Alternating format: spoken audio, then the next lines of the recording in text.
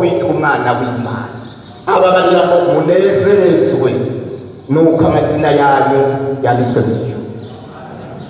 Umwana avutse baca bamwandika muri leta mu bitabo by'igihugu kugira ngo igihugu kigende kibona bene gihugu ngene bangana baranditswe. Haleluya!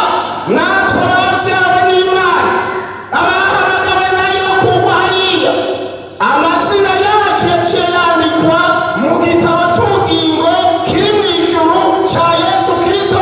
Mu yindi mvugo ni bene gihugu bo mu ijuru. Haleluya! Dusangiye ibiragwa na Yesu, turabaragwa n'Imana, turabaragwa na Kristo Yesu. Kavukire ko mu ijuru. Amazina yacu ni yari, ico ni icemeko kigaragaza neza iwacu ari mu ijuru.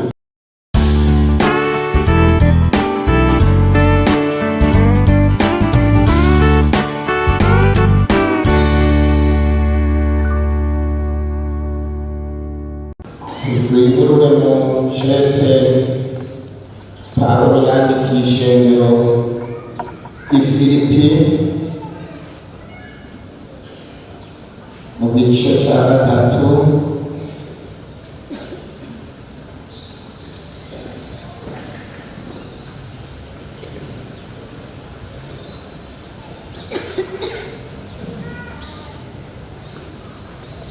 Abifilipi igice cya 3 turasoma umurongo wa 21.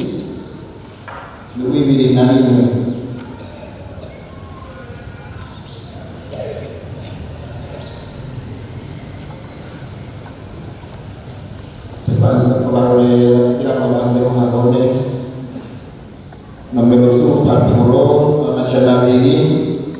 225 bafise Bibiliya twakoranye. Havuga ngo tweho iwacu ni mu ijuru, niho twiteze umukiza azova, niwe mwami Yesu Kristo. Azohindura imibiri y'ubufafara bwacu ishushanywe n'umubiri w'ubwiza bwiwe, nk'uko afise ubushobozi mumubashisha kwigandurira byose.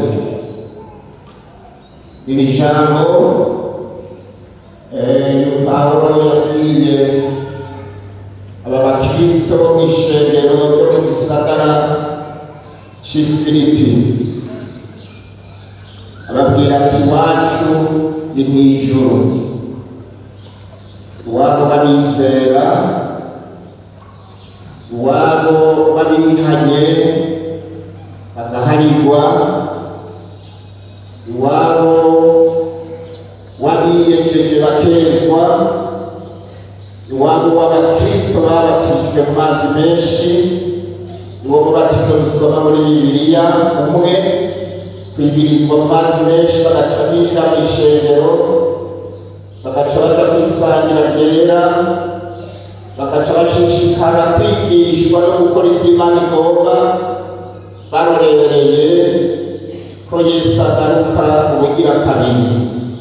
Iwabo w'abo bantu ni mu ijuru. Hari ikintu kibitwemeza ko iwacu ari mu ijuru. Turabe icya mbere kibitwemeza aha muri Yohana, mu butumwa bwiza bwanditswe na Yohana igice 15. Ubutumwa bwiza bwanditswe na Yohana, ubutumwa bwa Yesu Kristo. Yohana arandika igice 15 umurongo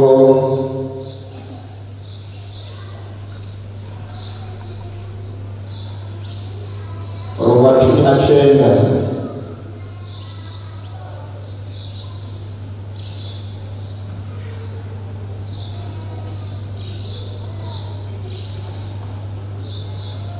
Havuga ngo 15-19 ngira mahabonye n'abarorereye.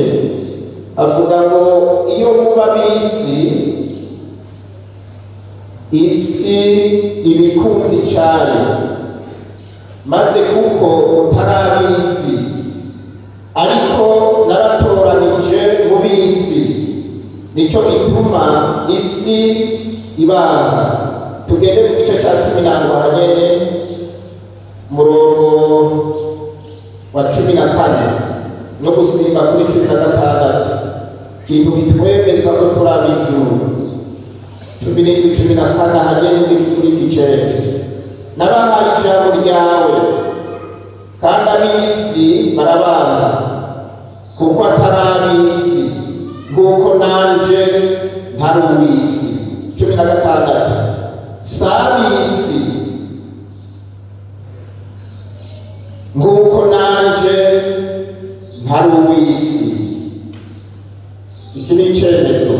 Imana ishimwe, turi ab'ijuru. Icyemezo cya mbere kitwemeza ko turi ab'ijuru, iwacu ari mu ijuru, ni ijambo Yesu yavuze.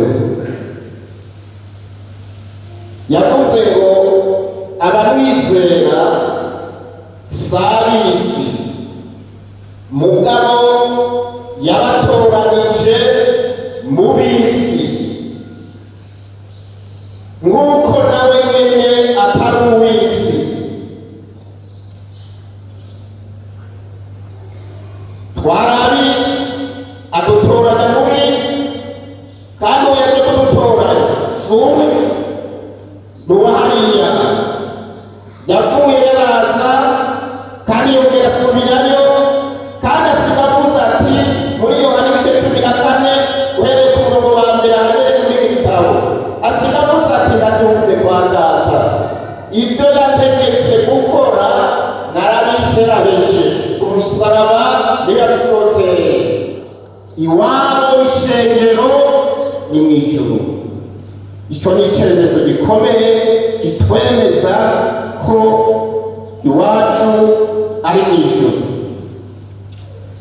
Yesu twizera ni uw'ijuru kandi twiteze ko azoza. Twaratoranijwe mu b'isi, ntitukiri ab'isi, turorereye kuzojanwa mu ijuru, niho iwacu.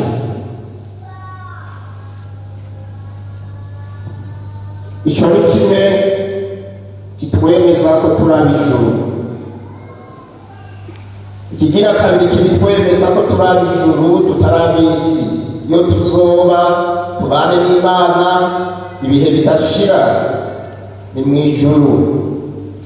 Mu butumwa bwiza bwanditswe na Yohana igice cya mbere umurongo wa 11 n'uwa 12, avuga ngo Yesu yaje mu vyiwe,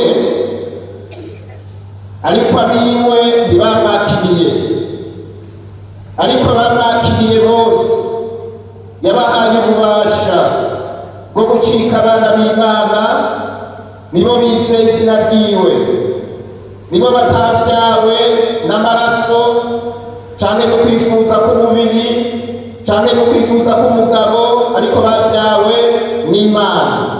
Mu gice cya 3 duhere ku murongo wa mbere, ijambo rijana n'ibyo mbere dusomye, avuga ngo hari umuntu mu bafarisayo yitwa Nikodemu, yari umukuru wo mu Bayuda. Uwo aza kuri we mw'ijoro aramubwira ati, mwigisha, turazi yuko uri umwigisha yavuye ku Mana, kuko ata muntu ashobora gukora ibimenyetso nk'ivyo ukora shita Imana iri kumwe nawe. Yesu aramwishura ati, nukuri nukuri ndakubwire, iyo umuntu atavyawe ubwa kabiri ntashobora kubona ubwami bw'Imana. Nikodemu aramubaza ati, umuntu ashobora ate kuvyagwa ashaje? Mbega yoshobora gusubira mu nda ya nyina akavuka? Yesu aramwishura ati, nukuri nukuri ndakubwire, iyo umuntu atavyawe n'amazi na mpwemu ntashobora kwinjira mu bwami bw'Imana. Ikivyawe n'umubiri naco n'umubiri, ikivyawe na mpwemu naco ni mpwemu. Ntutangazwe nuko mubwiye nti murakwiye kuvyarwa ubwa kabiri. Umuyaga uhuhuta aho ugomba, nawe ukumva igihuhuta cawe, ariko ntumenye aho uva n'aho uja. Uko niko amera uvyawe na mpwemu wese. Ikindi kitwemeza ko turi ab'ijuru nuko Imana ihejeje kudutoranya mu bisi yaciye ituvyara ubwaka. Muri buriya buryo twavyawe n'abavyeyi, twavyawe n'umubiri n'abavyeyi. Ikivyawe n'umubiri naco kiba ari umubiri. Kugira ngo rero umuntu yinjire mu ijuru abane n'Imana ategerezwa kongera kuvuka ubwaka. Bibiri tubarira ngo twavyawe n'ijambo rihoraho. Ijambo ry'Imana twakiriye ryatuvyaye ubwaka. Bibiri ikavuga ngo mpwemu yera atuvyara ubugira kabiri. Ikivyawe na mpwemu naco ni mpwemu, kandi ijambo ry'Imana ni mpwemu.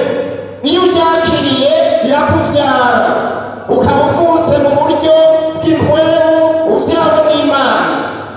Yesu aravuga ati ntiutangazwe nuko mubwiye kuvuka ubugira kabiri kandi umuntu w'umugabo.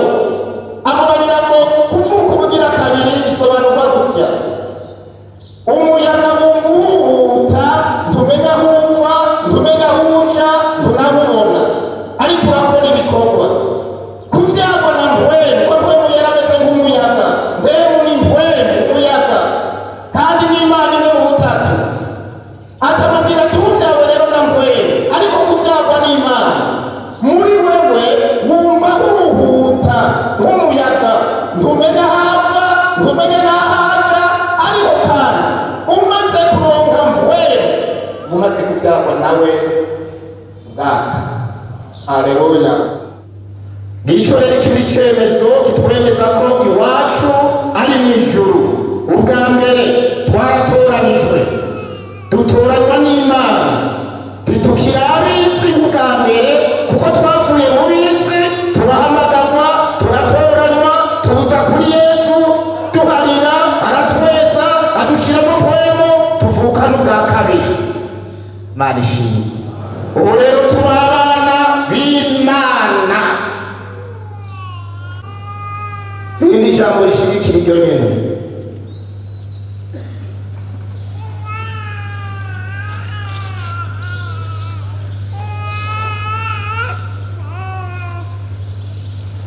Abaroma 8 duhere ku murongo wa 14 tugeze 17. Ivyo kuba abana b'Imana.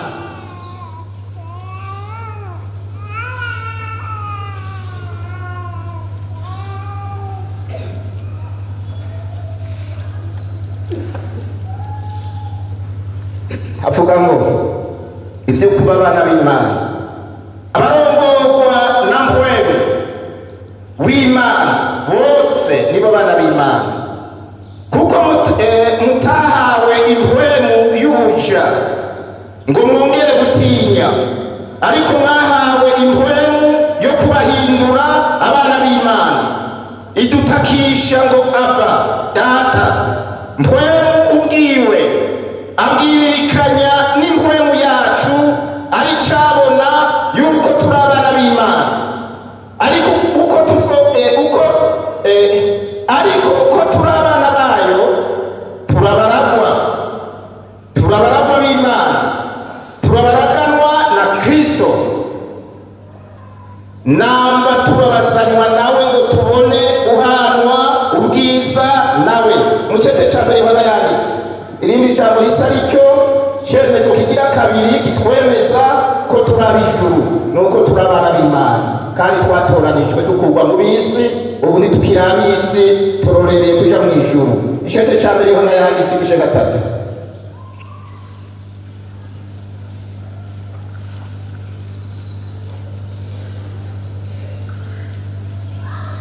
abarorereye mubaze muhabone cete ca mbere Yohana yanditse igice 3.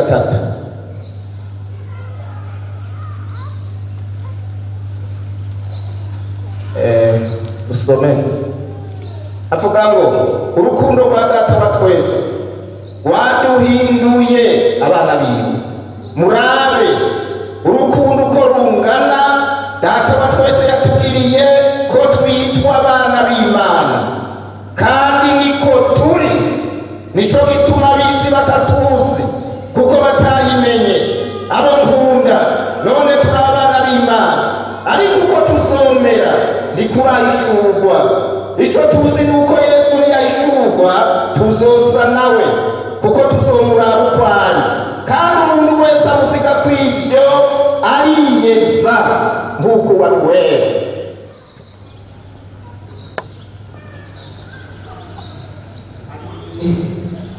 Hari ikindi cya gatatu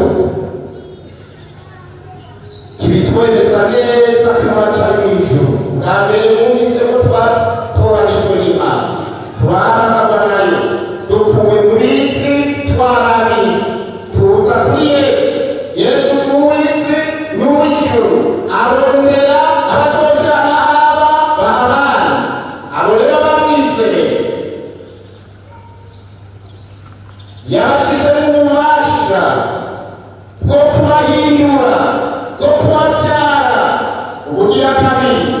Uyu ngwemu yera abarongorwa na Mpwemu w'Imana bose ni abana b'Imana. Ntitwahawe mpwemuja ngo twongere gutinya, ariko twahawe mpwemu ubushobozi bw'Imana kudukoreramo, kukaduhindura, kukatuvyara. Ikivyewa na mpwemu naco ni mpwemu. Haleluya! Naco ni mpwemu. Kandi mpwemu ni mpwemu w'ubugingo, kandi mpwemu n'umuremyi. Aha twasubiye kurema ubugira kabiri. Turi abana b'Imana, twavutse ubugira kabiri, turi abana b'Imana. Isi ntituzi. Inyuma ku rukoba dusa n'abo tuvukana, dusa n'ababanyi, dusa n'inshuti, dusa n'abantu bose, ariko imbere turi abana b'Imana. Haleluya! Wavuze Data, ico bitwemeza ko turabigira gatatu kibitwemeza. Luka igice ca 10.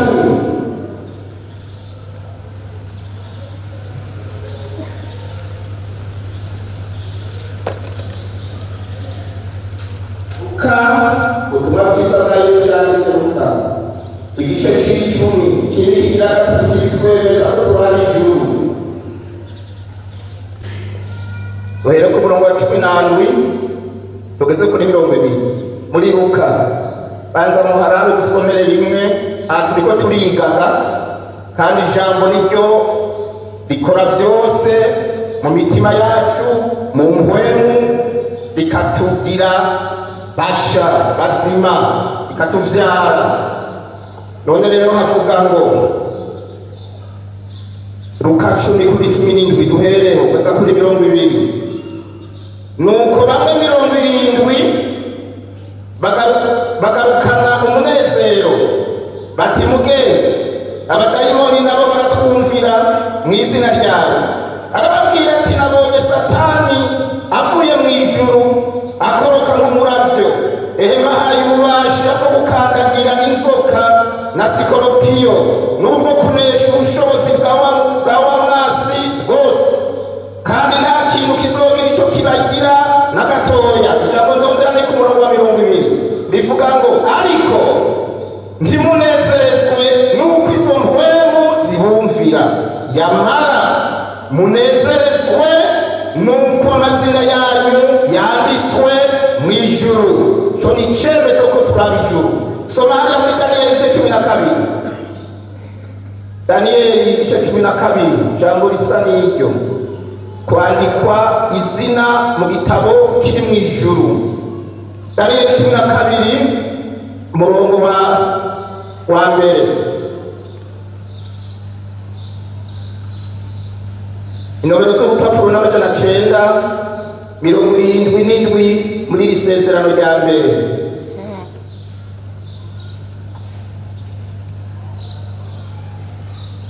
Avuga ngo maze icyo gihe Mikayeli azohaguruka, niwe mugabisha ahagarikiye ubwoko bwanyu, kandi azoba igihe cy'umubabaro utigeze kubaho, uhereye igihe amahanga yabereyeho ukageza icyo gihe. Ariko icyo gihe jambo ndondera niri, icyo gihe umuntu wese wo mu bwoko bwanyu azoboneka ko yanditswe mu gitabo azorokoka. Tugende mu Vyahishuriwe Yohana, Vyahishuriwe Yohana igice ca 20. kuba twaramaze kwandikwa amazina yacu mu gitabo cyo mw'ijuru, ni icemezo gikomeye ko iwacu ari mw'ijuru, iwabo babizera aho Yesu aba. Vyahishuriwe Yohana igice 20 ku murongo wa 15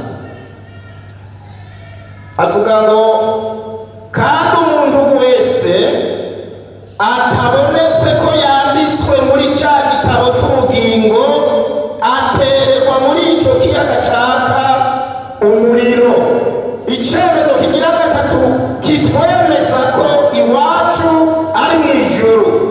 Ubwa mbere twabonye ko Imana yonyine ubwayo itumye Yesu Kristo umwana w'Imana, ugira kabiri mu butatu bw'Imana, niwe yaje aza kuducungura. Murabona icyo yakoreye ku musaraba, kandi aza kuturondera, hanyuma aradutoranya, araduhamagara, tuvyiyumvamo. Twari ab'isi, twari mu bantu banywa urumogi, abantu banywa inzoga, abantu b'imborerwa, abantu banywa itabi, abantu basambana, abantu baraguza, abantu biba, abantu bicana, abantu bakora ibyaha by'uburyo bwose. Yesu adukurayo. Haleluya. Hanyuma rero aduharira, aratweza. Gutoranywa rero muri ubwo buryo no guhamagarwa, ukaba utakiri uw'isi ariko waba usigaye uhamagariwe kuzoja mu ijuru, ugahamagarwa n'uyu muntu yitwa Imana Yesu Kristo, ari uw'ijuru atari uw'isi. Icyo kintu ni ikintu cemeza umuntu ko iwacu ari mu ijuru, kandi atizogaruka ndabajyana. Ikigira kabiri bitwemeza ni uku kuvuka ubwa kabiri, kuko nk'abazoja mu ijuru mu bwami bw'Imana n'abantu bavutse ubwa kabiri, bavyawe n'ijambo rihoraho, bavyawe na mpwemu yera ahoraho. Ikivyawe na mpwemu naco ni mpwemu, kandi abo bantu bitwa abana b'Imana kuko bavyawe n'Imana, bavutse ubugira kabiri mu buryo bw'impwemu. Niko turi rero. Ubwo ni urukundo Imana yadukunze, nuko tuzomera ishusho y'inyuma nako ngo ntikuraboneka. Yesu niyaza adutatunganya ivy'inyuma, azokuraho umubiri w'ubufafara, atwambika umubiri w'ubwiza usa n'uwiwe. Ubu rero imbere turi abana b'Imana, twaramaze kuvuka ubwa kabiri.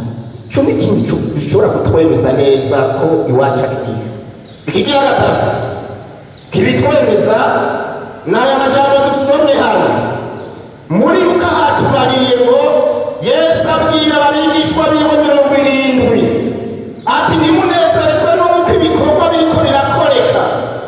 Ubwo n'ubushobozi bwa mpwemu yera bubikora, abantu bakabohoka ivyaha, bakabohoka indwara, bagakurwamo abadayimoni. Ni mpwemu yera bikora, bigakorwa mu izina rya Yesu Kristo. Imana yaraje gukora ivyo. Ati rero ntimunezerezwe n'uko ivyo bikorwa kuko bizoshishikara uko nyene, kuko nico canzanye, ico mpwemu yera camuzanye, abantu ngo bakizwe mu mutima no ku mubiri. Ate rero ndababariye abayishurira ibanga, ikintu gikwiye kubanezereza umukongomani yavuze ngo kikagutera amafyere kuko witwa umwana w'Imana. Ababarira ngo munezerezwe nuko amazina yanyu yanditswe mu ijuru. Umwana avutse baca bamwandika muri leta mu bitaro by'igihugu kugira ngo igihugu kigende kibona bene gihugu ngene bangana baranditswe. Haleluya! Natwe abavyawe n'Imana abahamagawe nayo bakugwa hariya, amazina yacu yaciye yandikwa mu gitabo c'ubugingo kiri mu ijuru ca Yesu Kristo. Mu yindi mvugo ni bene gihugu bo mu ijuru. Haleluya! dusangiye ibiragwa na Yesu, turabaragwa n'Imana, turabaragwa na Yesu Kristo ko twabisomye mu Baroma muri chapitre 18. Turabaragwa n'Imana, turabaragwa na Kristo Yesu. Kavukire ku ijuru, amazina yacu yari ico ni icyemezo kigaragaza neza iwacu ari mu ijuru.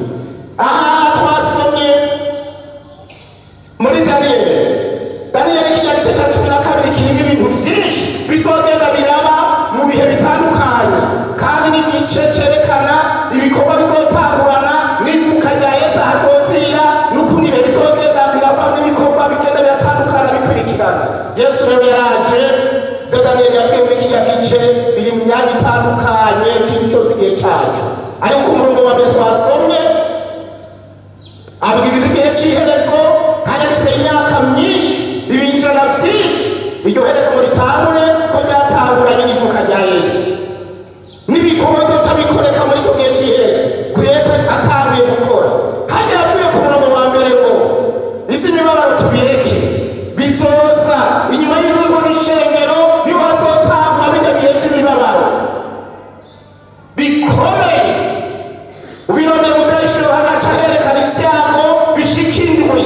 Uburake bw'Imana bw'iherezo buzosukwa ku bazosigara mw'isi, kubera igihe Imana yakora ibakura, ibahamagara, ibinginga, ibambwa ku musaraba, ibacungura, igashiraho igihe kirekire co kuvuga ubutumwa isi yose, ibingingira kuza ngo bakire bazoje mw'ijuru abantu batavyemeye. Muri Yohana igice ca mbere twasomye mu wa 11 ngo yaje mu biwe, abiwe ntibamwakiriye, ntibamwemeye, ntibamwizeye, bagumuko bapfapfira mu vyaha. Abandi azoza gutora ishengero bakiri uko nyene, bakiri mu vyaha batigeze bizera, kandi ubutumwa buvugirwa hagati yabo, kandi mu mazu yabo hari abakizwa babana mu mazu iwabo, babasengera, babahanura, bababera icitegererezo ko hariho agakiza, ko hariho kuja mw'ijuru, ariko ntibigere bakira Yesu. Ishengero rero riduze irya mibabaro Daniyeli avuga niryo gitangura. Reka rero tugane kw'ijambo ririmwo rivuga ngo ico gihe rero abantu bose bazofise amazina yabo mu gitabo bazorokoka. Iyo mibabaro izotangura abo bagiye, nivyo Daniyeli yavuze zo kugira izina mu gitabo. Muri Luka Yesu ati munezerezwe nuko amazina yanyu ari mu ijuru yanditswe. Mu vyahishwe Yohana yongera n'ibwirwa ngo kandi umuntu wese atabonetse ko afise izina ryiwe mu gitabo c'ubugingo co mw'ijuru azotererwa mu kiyaga caka umuriro n'amazuku. Iherezo ry'isi niryo, iherezo ry'abizera ni hariya, iherezo ry'abase kwizera bagakunda ivyaha ni gushirwa mu kiyaga caka umuriro n'amazuku, igihano cica urupfu girakana. Nta ukwepa, nta yindi nzira, nta bundi buhungiro, nta kugira gute, mu kuzobaho ibihe bitazoshira, basha ijoro n'umurango, batazigira, badapfa, ibihe vyose bagumuko aho. Niryo herezo ry'isi. Mari bifashe rero. Ariko abantu bose banditswe amazina mu gitabo c'ubugingo ca Yesu Kristo cabiwe bakavukire mw'ijuru, bavukiye ahanyene mu bwo bihwera, bagenda kuba baragwa b'Imana, baragwa na Kristo, baba mu gihugu c'ijuru, mu bwami bw'Imana, babane n'Imana ibihe bitazoshira. Nabo bafise amazina yabo mu gitabo c'ubugingo kiri mw'ijuru. Yesu avuga ngo abanje ndabazi. Niko vyanditswe mu gice Pawulo yandikiye Timoteyo, Imana irazi abantu, natwe turazi ko turabaye, tubimenyeshejwe nuko twamaze kwizera, tubimenyeshejwe nuko twahariwe muri bigavuga ngo icomugije kuja muri ico gihugu n'ivyaha ngo nagako ivyaha nabihariwe uburenganzira bwo kuja ndabufise. Haleluya! Nivyo bintu bitatu bitwemeza ko iwacu ari mw'ijuru. Turangiriza mu vyahishuriwe hano igice hagaragaza neza ko tuzoshika mu gihugu cyo mw'ijuru. Vyahishuriwe hano igice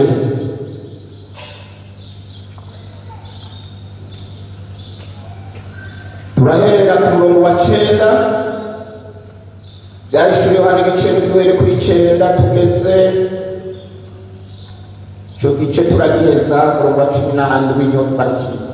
Twitonde turangiza umutwe w'ijambo. Yohana abona abacunguwe bari mw'ijuru. Hanyuma y'ivyo mbona ishengero ryinshi atawushobora kuriharura, bo mu mahanga yose n'imiryango yose n'amoko yose n'indimi zose, bahagaze imbere y'iyo ntebe n'imbere y'umwagazi w'intama, bambaye imvune zera, bari n'amashami y'ibigazi mu minwe, basemerera n'ijwi rirenga batagakiza n'ak'Imana yacu ivyagiye kuri irya ntebe n'ak'umwagazi w'intama. Abamarayika bose bari bahagaze bakikije ino ntebe, bakikije na ba bakuru na vya binyabugingo, bikubita hasi bubamye imbere y'intebe basenga Imana bati amen, amena. Umugisha no guhimbazwa n'ubwenge n'ishimwe n'icubahiro n'ububasha n'ubushobozi ni ivy'Imana yacu ibihe bitazoshira, amena. Kandi vyagiye kuri irya ntebe bizosanza ihema ryayo hejuru yabo, ntibazoba bakigira inzara ukundi, kandi ntibazoba bakigira inyota ukundi, kandi izuba ntirizobarabika canke indugumba yose, kuko wa mwagazi ari hagati ahahanganye n'iyo ntebe azobaragira, kandi azobashora ku masoko y'amazi y'ubugingo, kandi Imana izohanagura amosozi yose ku maso yabo. Abona bacunguwe bahagaze imbere y'intebe y'ubwami bw'Imana, bari mw'ijuru bavuye mw'isi yose, n'abantu bakijijwe, ukuvuga bahariwe ivyaha, n'abantu bejejwe bera de, imitima yabo itarimwo ububi yera, amaraso yabo atagiramwo ububi yera, impwemu yabo idahumanijwe n'ibibi yera, umubiri wabo wejejwe n'urusengero Imana ibamwo, kamere yapfuye kubwabwe yera. Abantu bambaye agakiza, bambaye kugororoka, babihawe n'Imana, abana b'Imana batunganijwe. Abo rero nibo bazokwemererwa kuduzwa, nico kizoba kimuzanye. Iwacu ni mw'ijuru. Tugeze ngaho twakomeje gusenga. Mwihane, mwemere ubutumwa bwiza, mwizere Yesu Kristo ni umukiza, mwihane, ubwami bw'Imana burabegereye. Kandi tukakira tukiba, tukarorera kwishurwa kwa Yesu, tukahishurana nawe, tukaja tujanwa, tukaja twimana nawe muri ico gihugu, muri ubwo bwami bwo bazoba bari mu bwami bw'Imana ico gitazoza. Mashi turabaragwa mima ko turabaragwa iwacu iherezo y'isi iriho, yahise imyaka yagerewe n'Imana ino kizaho n'ivyayo vyose, iherezo y'abizera yayo kugeza kubana n'Imana.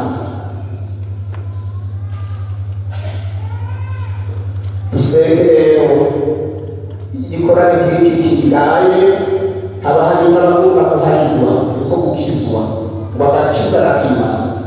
Igikorane nk'iki haba harimo abagomba kwezwa ivy'abakoze kaje, ngo be babesura imvune zabo, twezwe ibigenda bidutosekaza, ibigenda bitwanduza,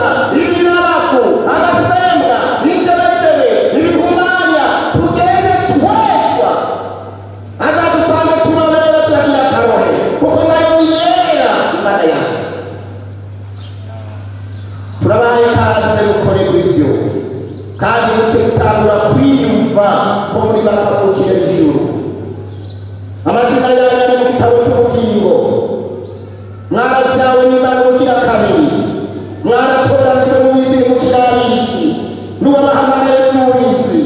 Iyo tuzoba n'imico, iyo tuzoba baragwa, tuba baragwa na Kristo, tubirorere dukijijwe twejeje, mupfukame imbere y'Imana, tangura kubwira Yesu ukwihana ivyaha no kubibabarirwa ni mu izina rya Yesu.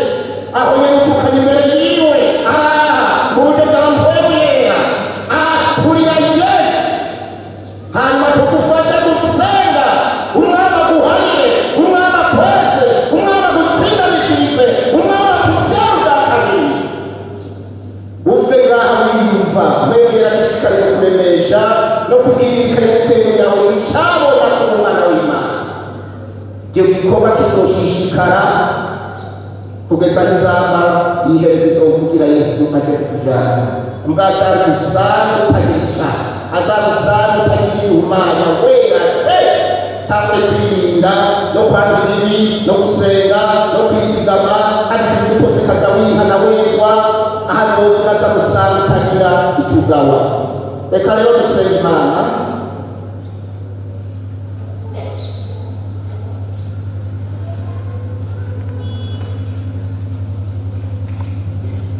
Mana nyir'ijuru n'isi, Mana waturemye kandi ukaduha agakiza, haleluya, kandi waduteguriye ijuru. Iyo abantu bitegurira urugendo, hariho n'ibiki bisabwa ko bikorwa. None bano bantu bapfukamye hano bariko baritegurira gutaha iwabo mw'ijuru, haleluya. Umaze iminsi utubwira gutunganywa, utubwira kwezwa, kandi yuko gukizwa ari isuku. Amen. Uwo mugwa wera Siyoni nta cambere kizogerayo, nta gasenga kazogerayo.